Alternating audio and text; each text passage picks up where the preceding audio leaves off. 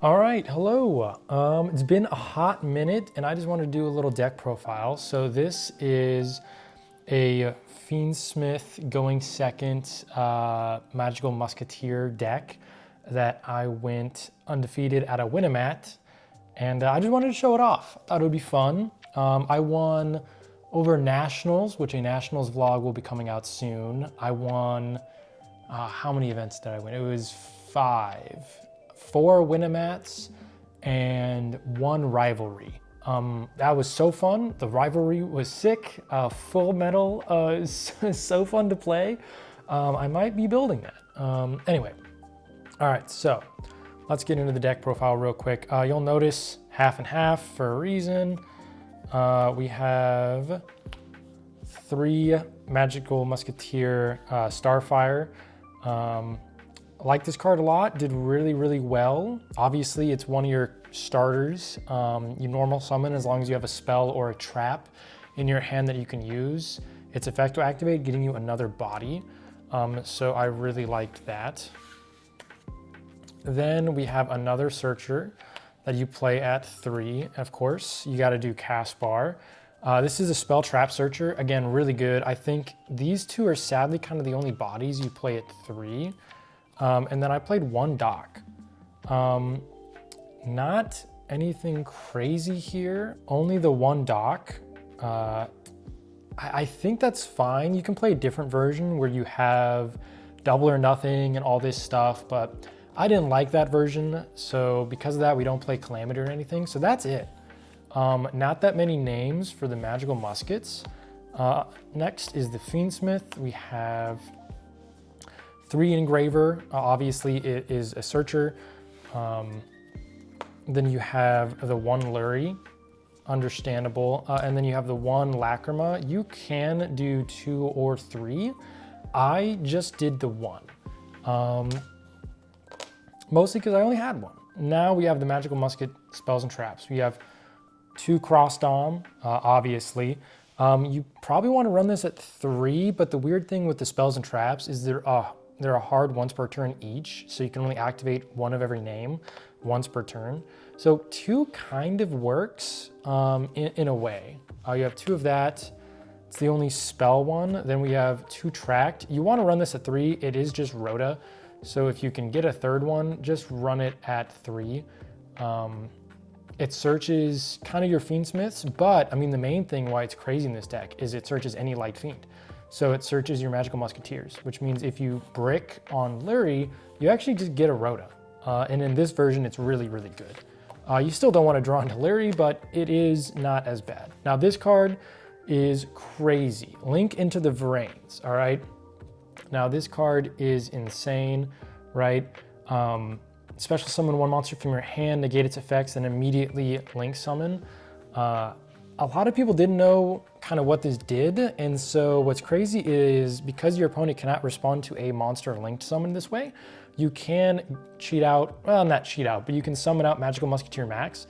Once you summon Max out, they cannot respond to his effect. So he is unashable, impermeable, all this stuff. So he is crazy, but I would still only run this at 2, and you'll kind of see why. Next, we have the traps, 2 of the counter trap. This is really good. It helped out a lot when I was playing against Branded, which was one of the matchups in my pool. And I was able to just negate the first thing they tried to respond with, because they weren't typically able to negate Vrains itself. So they would try some other interaction, and I would just last stand it. If you have a good enough hand, if you have 2 Magical Muskets, you can normal summon 1 of them. If they don't do anything immediately, it's kind of a mistake on their part, because then you can link into the Vrains in the column of the Magical Musketeer. And so you kind of get a 2-for-1 in that way. Then you have 2 of the pop. I really liked this. This did really well. It's 1 face-up card, so against Cool Tune, you couldn't pop the back row, but what is nice is when I played against Cool Tune, you could, if you had it in your hand or if you Magical Musketeer Max to search it, you could add this target to pop 1 of the monsters when they try to Cool Tune KT Cool Tune or whatever, the back row. You can negate it with Last Stand. So you were able to kind of resolve and get rid of whatever threat you're trying to get rid of. So I really liked how that played. And then the one Dancing Needle, a DD Crow, but for 3 cards, so a 3D Crow, if you will. This did okay. Against Branded, it actually kind of worked out in my favor, because if you banished the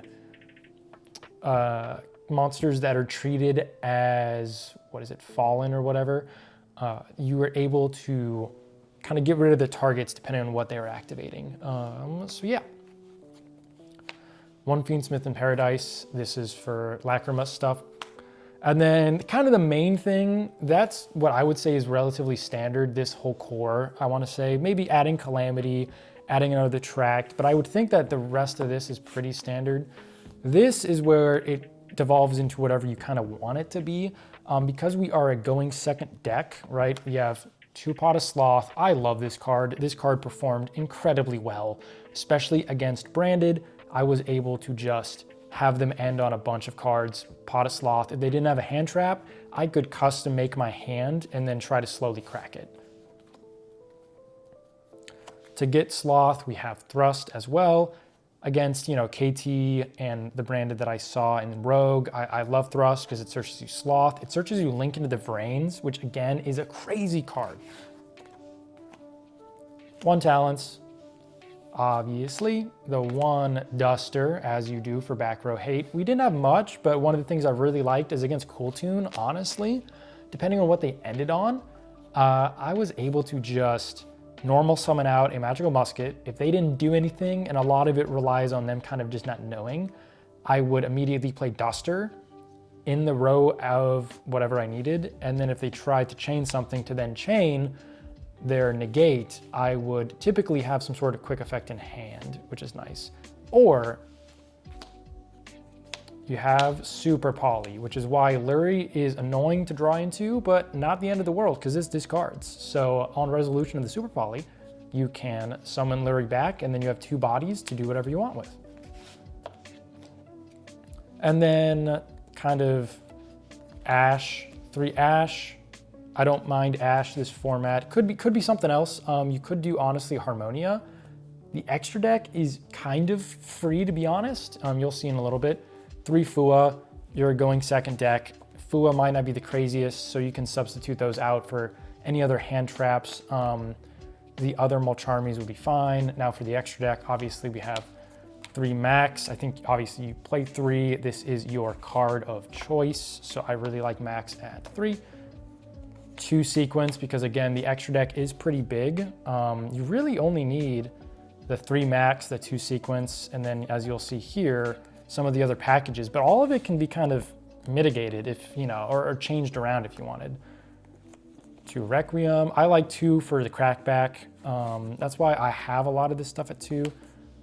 1 Desiree. 1 OG Lacrima, super fun. High King Caesar for when you go first, or when you go second, you crack their board and you're able to still put out stuff. IP Masquerena, and then for the fun stuff, the Super Poly targets, and then SP. So like I said before, one thing I was able to do is I was able to Super Poly a board away with Garura, discard Lurie, summon Lurie, link them into SP, draw 1 and SP effect, and still have cards in hand to mess with. As for the 15th card, that is for this deck, it is Ship of Theseus. Because you have such a big extra deck space, I would recommend running the Ship of Theseus. Normally, in the other deck that I'll be demonstrating shortly, which is why some of these are in white sleeves and some of these are in green sleeves, you'll hopefully see soon. But in, say, another deck that can run Super Poly, but with a tighter extra deck, I kind of opted to not have Ship of Theseus anymore. All right, well now, you may be wondering, well, what about the side? So, for the first day on Friday, when we were there and we were doing Winnamats, I did not have a side deck. That is correct, I did not have a side deck. I just ran with it because this is a going second deck. And you know what's crazy is nobody ever chose for me to go first. Even when they knew kind of what was going on, knew that I was running breakers, they still wanted to go first.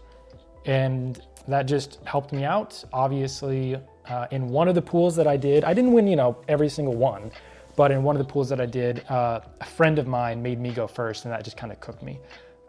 But no one else did, even after they kind of read max.